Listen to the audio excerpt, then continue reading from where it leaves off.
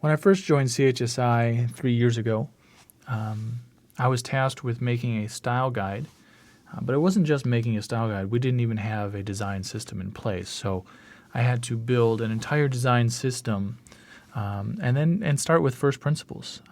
So this began in 2017. We started documenting this stuff with this was just a WordPress theme, but it was a good way to hyperlink and have everything going and just get us off the ground. So you can see these are our first principles, and I went down here and I provided more links and related articles and stuff like that. And that was how we did our documentation.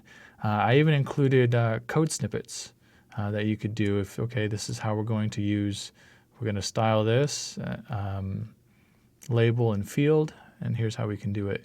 The problem was, as you can see here, we had some ASP code, we had some just standard HTML and JavaScript code, and then we moved to React in 2018.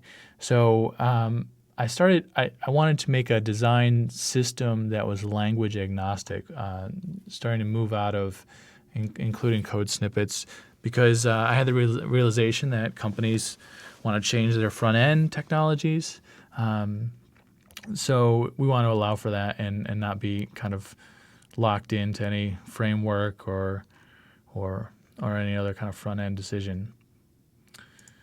So this is what we moved to. This is a Adobe Xd project. Adobe Xd calls these UI kits. It's all kind of the same name for a style guide or design system.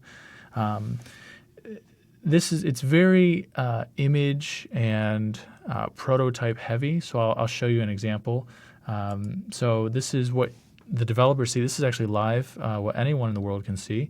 And you can click on something and see, okay, what's the color, what's the font, what size is it, is it left aligned, that sort of thing. So this is, and you can see what it's doing as I'm hovering over items. It's showing the margins between things. That doesn't really matter so much here, but in other components it'll matter. So this was very good for developers. They could just grab the color, it's copied to the thing. They've got some CSS, that they can copy. But the big deal is that they can just click into anything and get its properties on the right-hand side. You can see that here's a different style, different text, sort of thing. So that's what we did. We still had a need for documenting why we were making decisions.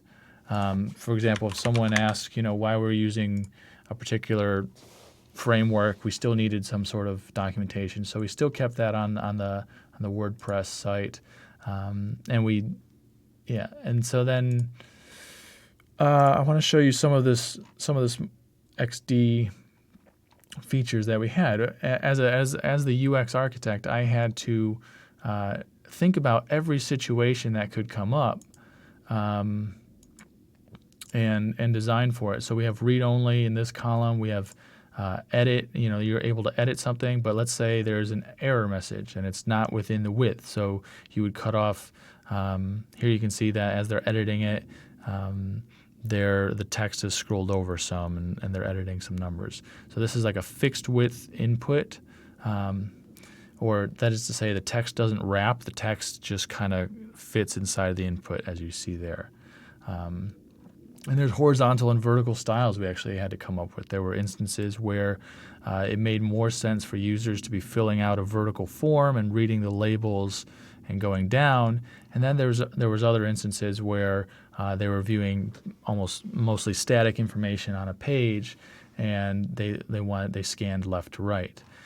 So we had to design both horizontal and vertical instances of that. And you can see read only, edit, active. And we spelled all that out.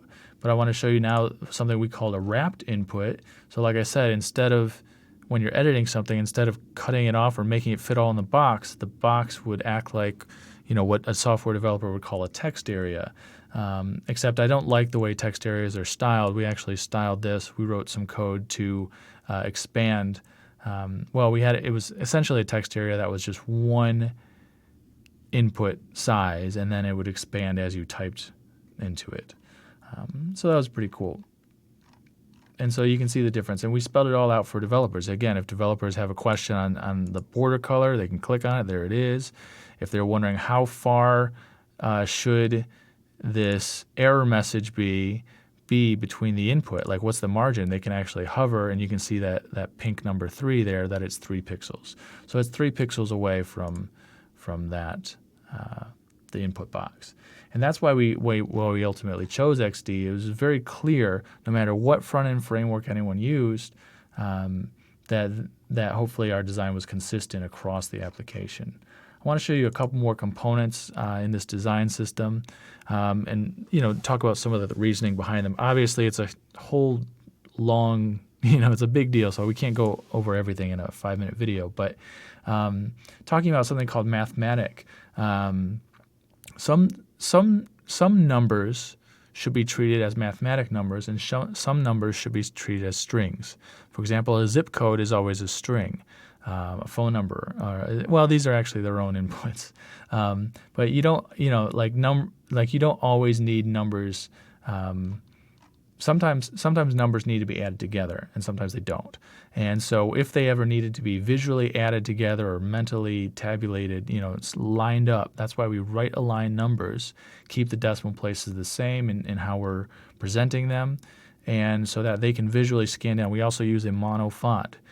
Again, so they can visually scan down and understand these numbers at a glance. So you can see that's the different styles we had.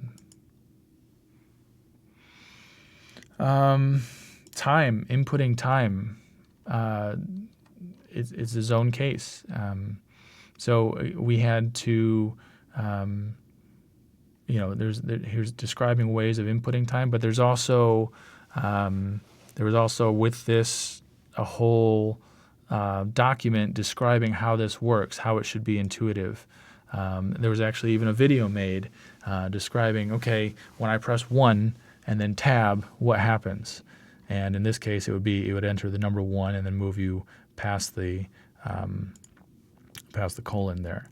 So that's their time is actually much more complicated than a lot of people think, and you'll see that there's some extra space here. That's because, again, we wanted things to line up vertically a lot of times when you're comparing multiple times and then multiple fields. So in our CRM, for example, we had lots of fields, and we didn't want this kind of ragged, jagged edge effect with different size input boxes. So often we had the input box go a little bit over, even if it was not used, but it looked better and it sold better when we tested it with customers and potential customers. So again, selecting AM and PM should be as simple as that. And it just goes to show you the complexity. Looking at something like time zone, how do you let a user enter in a time zone? Time zones vary. You have to have a whole time zone database. They vary by city. They vary by zip code. They vary by dates. Sometime 20 years ago isn't in the same time zone as it is today, and they vary by times of the year. The best thing we could do was have a database where you could look up by city by present day. So that's what we did. Is we utilized some. You can see the powered by Google. It just utilized some stuff to find their city quickly with the Google API, and when they entered it in, it hit our database in which we stored the time zones, and then it would display to the user what that time zone was. You can see that this icon, it's like a search icon, but anytime they saw this particular search icon, users knew that they would get what's called an autocomplete or a type ahead. Something where they would get options as soon as they click into it. Not when you start typing, but as soon as you click into it. And here we're actually displaying the 4 most popular time zones most popular time zones in the U.S. And so they could quickly select those. And so all of our type aheads kind of went with that philosophy. As soon as you click into them, display something that's probably useful to them, just to let them know that they can start typing and it'll start filtering and acting differently here. it was a jarring experience for users to not see that to begin typing, and a lot of users type with their heads down, so they wouldn't even know that the autocomplete was happening. That's why we have the autocomplete happen on first load, and that's something called the type ahead, and we documented all of that here. And again, we have video and document, actual documents. But this is for a developer to look at and say, okay, here's when I'm displaying, here's the colors and here's the layout and that sort of thing. And again, here's the icon. They can actually just grab that icon. I believe so.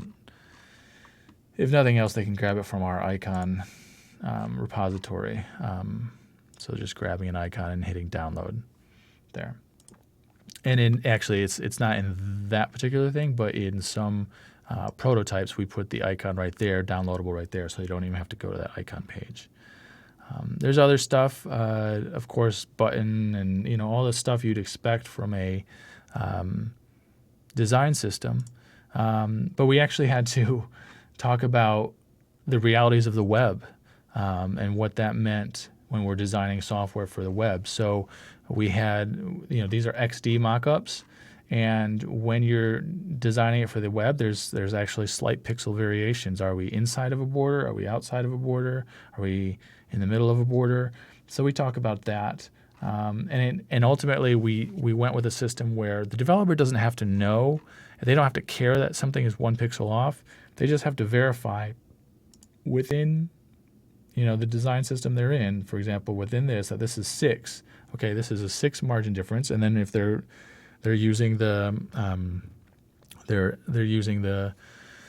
the bootstrap variation that we are, or they're using our own design system, they can see that a margin of 6 should be the same, even if it's 1 pixel off versus how XD displays it versus how the browser displays it.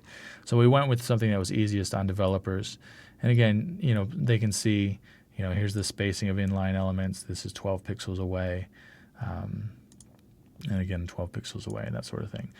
So that was our primary focus. Make it very easy for developers. Whatever they're developing, they should be able to go in here, search for something. If they're saying, okay, we have to make a toast fire. Well, I can type in toast, and it can, it shows me, how far apart some things are, and it shows me all the things that I need to know for a toast, and what happens if there's invalid data on the page, and here's the toast that fires, that sort of thing. So that's a quick overview. There's a lot more to get into, a lot more solutions that anyone that's been around in this business and done this sort of thing realizes that the best solution is the solution that works for your users.